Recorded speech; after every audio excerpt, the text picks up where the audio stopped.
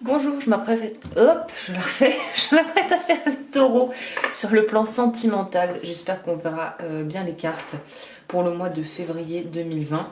J'ai pris le Psychic Tarot of the Heart et je déplace toutes les cartes en même temps, c'est super, on adore. Donc, bon alors les taureaux, ça va peut-être être un peu un mois qui va être en dents de scie, on va voir pourquoi. Énergie pour les taureaux. Février 2020 sur le plan sentimental.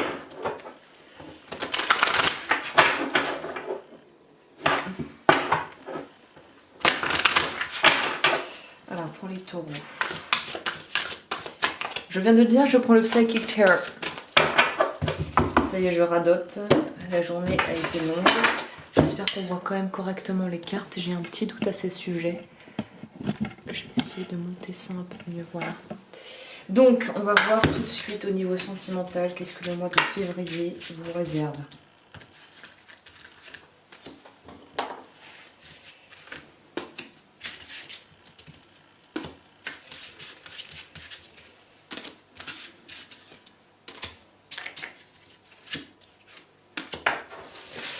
Ok.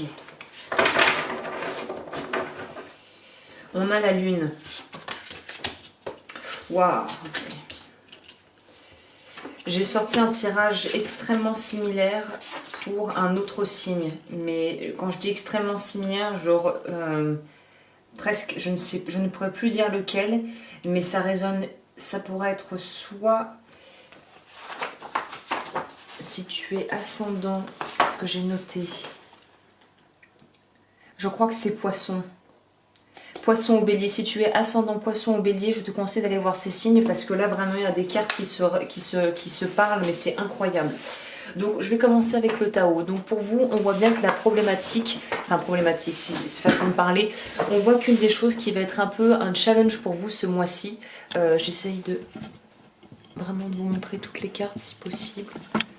Désolée, la mise en route est un petit peu compliquée pour le signe du Taureau aujourd'hui.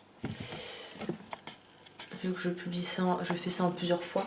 Alors, là, on va commencer avec le Tao. Pour moi, on nous parle avec l'éveilleur de déclic. À mon avis, beaucoup de taureaux vont avoir un déclic assez spontané. Et en fait, ça va être soit sous forme d'un coup de foudre qui va en fait remettre tout ce que tu croyais en question.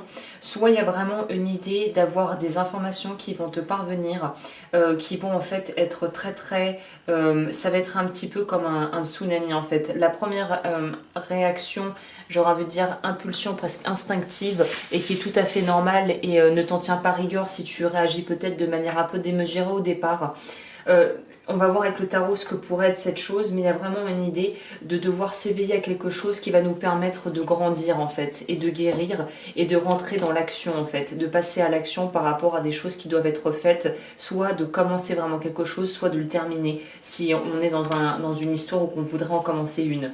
Donc il y a quand même une idée avec le Tao que peut-être que le chemin pour arriver à cette prise de conscience et à cette espèce de déroulement des événements, ça va pas se passer tranquille. On nous parle avec là de force ou de justice. Dans ce tarot, j'ai l'impression que c'est plus la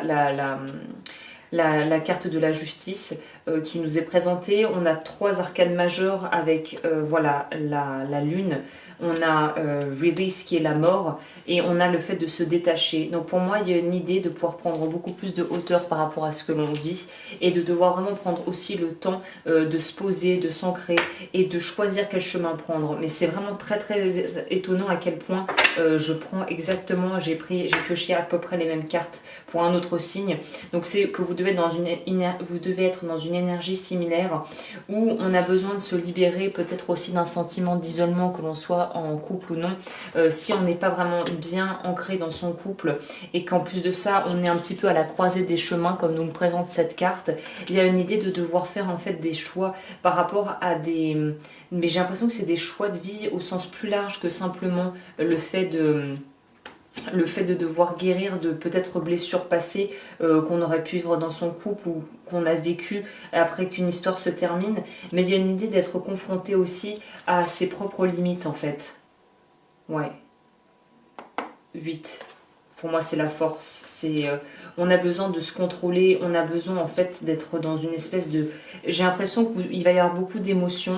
Il va y avoir beaucoup de chamboulements qui vont se produire dans ce mois, qui seront peut-être pas forcément liés à une personne si l'on vit avec la personne, mais il y a quand même une idée, en fait, de devoir remettre en question certaines choses dans son cadre de vie, vraiment. Et on a besoin de se libérer de poids qui nous pèsent. Et les obstacles, en fait, sont là pour nous apprendre des choses sur nous-mêmes. Donc il y a vraiment cette idée d'avoir à fonctionner là. On voit que les personnages sont quand même assez seuls à devoir faire les choix. Donc même si tu es avec quelqu'un et que ça se passe relativement bien ou même très bien, il y a une idée de devoir vraiment quelque part rentrer en introspection et être face à ses propres choix et à ses propres limitations aussi. Pour moi, le pouvoir d'apprivoisement du grand, c'est aussi être capable d'avoir la capacité de se remettre en question et de voir jusqu'où tu peux aller par amour ou jusqu'où tu as pu aller par amour, alors que maintenant, si tu revenais en arrière ou même si tu te refais le film, tu te rends compte que ce que tu as peut-être toléré, tu ne le tolérerais plus aujourd'hui. Donc il y a vraiment une idée de confronter aussi. J'ai l'impression, la lune nous parle aussi de l'énergie, ça peut être de la mère ou du père, mais là j'aurais en plus envie de te dire de partie de ton enfance qui continue en fait d'entacher tes relations actuelles. Donc il y a vraiment une idée de devoir travailler et de devoir dépasser le mensonge, les mensonges que tu as pu soit te dire, soit qu'on a pu te répéter en vain pendant des années, qui sont devenues des vérités, mais en fait qui ne sont pas tes vérités, qui ont juste été des choses que tu as adoptées par loyauté familiale ou parce que tu pensais que c'était comme ça que ça se faisait autour de toi. Donc il y a vraiment une idée de sortir d'un espèce de défaitisme et d'impuissance pour pouvoir avoir une vision beaucoup plus large de du champ des possibles.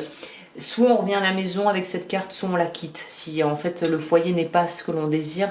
Donc en fonction de la situation, soit on essaie de retrouver la maison, soit on est prêt à éclairer son propre chemin et avancer à son rythme et vivre de par ses propres ressentis et de par ses propres vérités, sa propre vision de la réalité. On va voir les mandalas d'énergie. Je vais quand même prendre peut-être aussi... Je vais essayer de sortir le message d'éveil. Donc pour moi, c'est un mois qui va être quand même assez chargé parce qu'il y a vraiment un juste dosage. Trouver le juste dosage pour les taureaux. Trouver le juste dosage. J'écris en même temps, en fait, c'est pour les vignettes des vidéos. Comme tu t'en doutes, je ne vais pas pouvoir retenir tous les signes. Là, il faut que je sorte les oracles nécessaires, à savoir... Parce qu'il y a quand même un truc qui passe, et c'est très lié à vous, et que je le disais, j'ai l'impression que c'est très relié à l'enfance, ou à la jeunesse, ou des erreurs de jeunesse, ou des choses qu'on pensait avoir laissées derrière nous et qui reviennent en fait. C'est une espèce de remontée d'anciennes énergies, d'anciennes émotions.